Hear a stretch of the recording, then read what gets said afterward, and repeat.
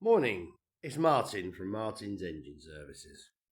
Well, it's Wednesday, so it's time for the old what's happening in the workshop on a Wednesday. Well, first of all, I've had a major clear up of all the components from the Vivaro M9R engine I stripped down on Monday and was messing around with them Tuesday. I put the block and the pistons to one side in case there's some use, and all the other parts are sitting there on the under the bench there that could be of some use. We still haven't decided what's happening with it yet, but thought, well, they're all the good components. I know they're okay, so we'll leave them there. Had a bit of a just say general tidy up, had a bit of sort out, bits and pieces. Now, yesterday I fitted this exhaust. This is the old system of my friend's 1972 MGB 1.8, and he doesn't use the car a lot as a rule. And for years, it's had a very noisy exhaust because it's only got, say, the one box, and it was very raucous. And in fact, he had some complaints from some of the locals in his village. So, yeah, that tells you how loud it was. Excuse me, the lurgy's still going, and so he decided it's time to replace the system. It's been on there many years. This system's been on the car 20 odd years, I suppose. Something. It was a stainless system originally. It's in very good condition, and for many years this vehicle was parked up while it's been restored. So, excuse me. So it's still holding together quite well. But the problem is you've got this one rear box. You can hear how tinny it is. So he bought a new stainless system from the MG Owners Club, which is well priced, and he bought it complete with all the fixing kits and all the bits and pieces.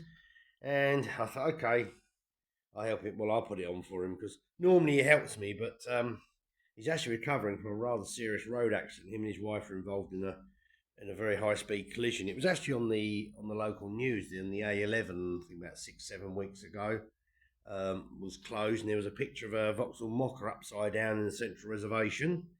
And him and his wife were sitting in his 2008 Volvo V50 stationary in the back of a queue, and this guy ploughed into the right rear corner of them at, I would imagine, some very high speed.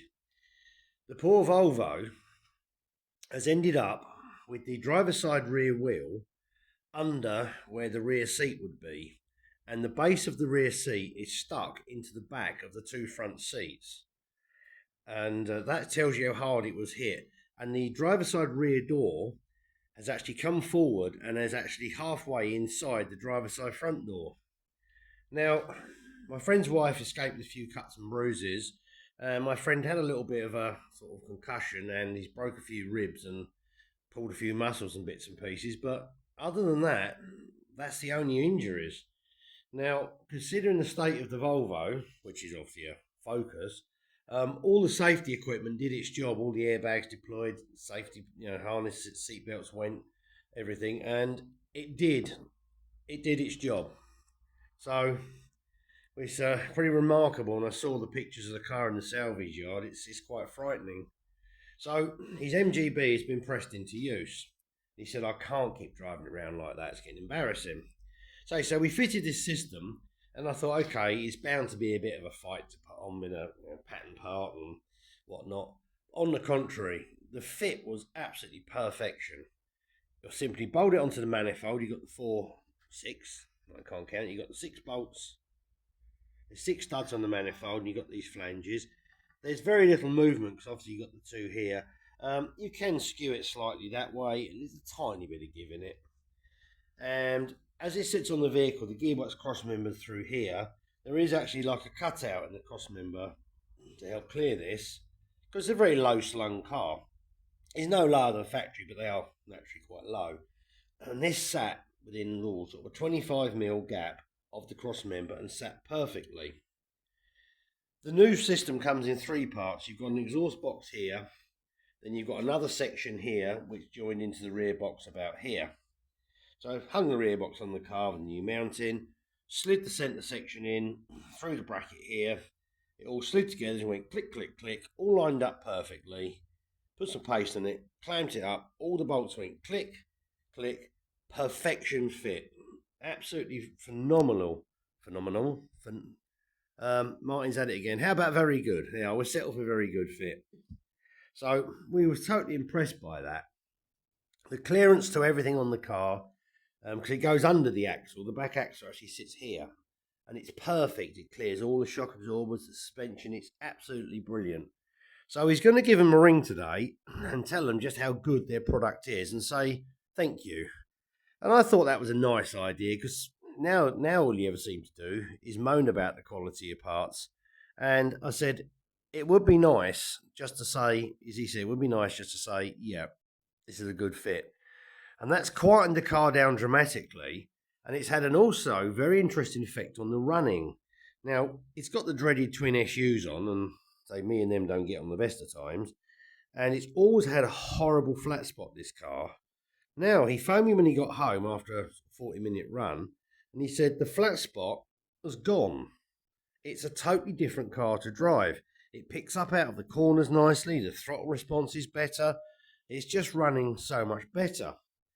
So we're thinking maybe the little additional back pressure has really, really improved it. But he said it's like a new engine. Literally, we bolted an exhaust on. So that was a good result. I haven't seen him since the accident because he hasn't been able to drive much. But it's nice to see him and one job done. The only thing we have got to do is a small blow on the exhaust manifold where it meets the cylinder head, which means taking all the SU carbs off and all that horrible throttle linkage and awful air filter setup. Yeah, can't wait. Still, we've done one job for him so he can use it.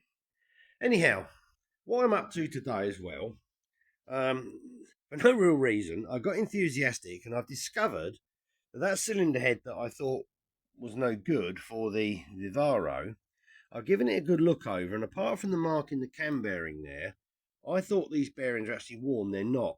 It's just the way they're made. So the head itself is okay.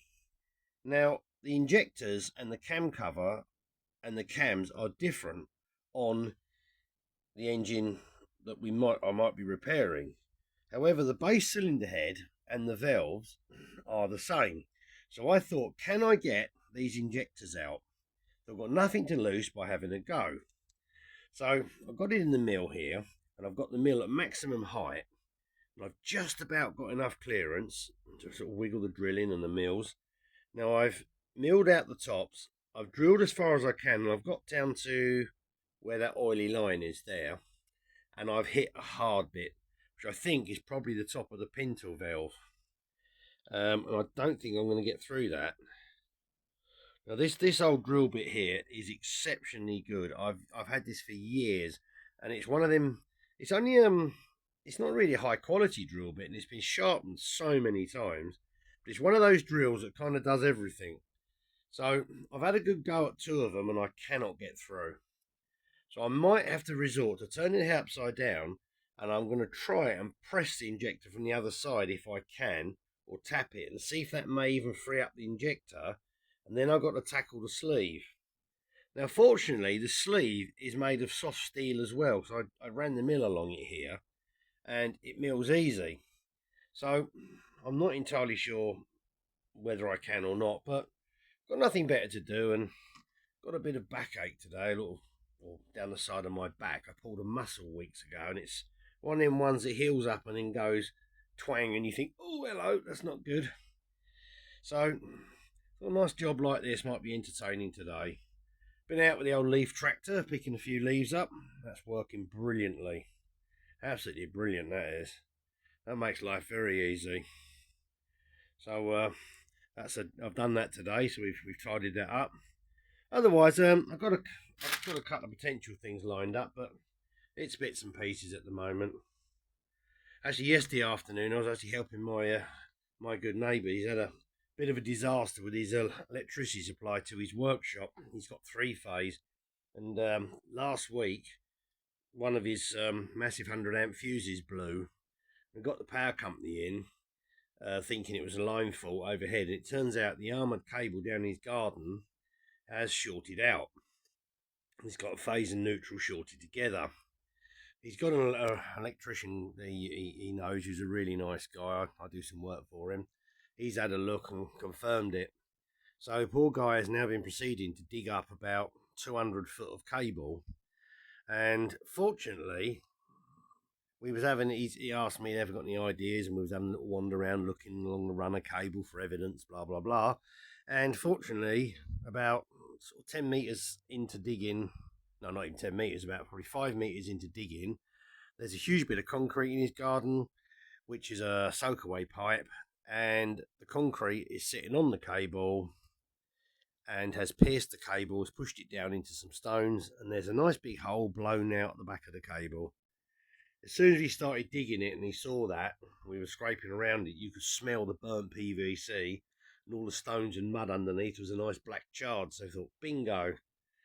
So, bit of a eureka moment. I was trying to help him out. They're lovely people, and they've had a few issues recently and whatnot, and they're soldiering along, and he helps me with the hedge and stuff and whatnot. And sometimes it's nice to help people.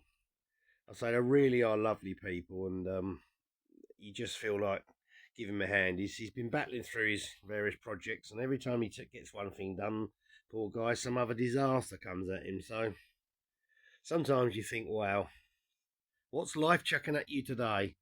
So done my good deed and helped him yesterday after we did the exhaust job. My friend's all happy.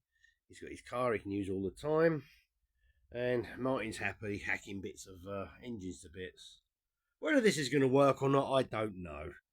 I've got a few errands to run today and inevitable bits of paperwork to catch up with, but I thought, yeah, let's have a bit of fun with the milling machine.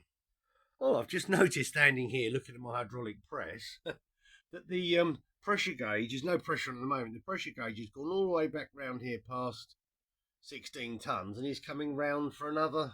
Oh dear. Well, that can't be right. Let's just let the pressure off. No, there's no pressure on it. Ooh. I guess I'll have to be careful of that, because it might be a possibility when the gauge gets to there that it might go bang. Not that I worry too much about the pressure gauge. Oh. Ah, there's some fluid. Ah, look, there's fluid leaking it. Ah. Hello? What's going on here? Uh-huh. Some sort of fluid leaking out the top of it here. Oh, there's a big lake of like watery.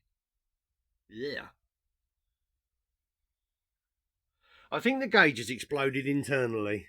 Oh yes, I think these are actually filled with some sort of fluid, some sort of water. There's some sort of watery fluid that fills them or something to do with keep the pressure constant, if I remember rightly. I think I better deal with that, because I've got a funny feeling Martin's going to get showered in hydraulic oil or something at some point. Yes, I think I might investigate that. Anyhow, that's enough of me waffling on about that. So that's what I've been up to. If I get any further with that cylinder head, I'll make a little report on that, see if I can get anywhere. I've got nothing to lose trying, so I thought, well, it's good for the future. You might be able to solve a problem for somebody. So we'll have a go. Anyhow, thank you very much indeed for watching. The stripping down of the Vivaro engine videos, the two I've made so far, have proven to be very popular. So thank you very much for watching, and much appreciated. So thank you very much indeed. Please like and subscribe, and bye for now.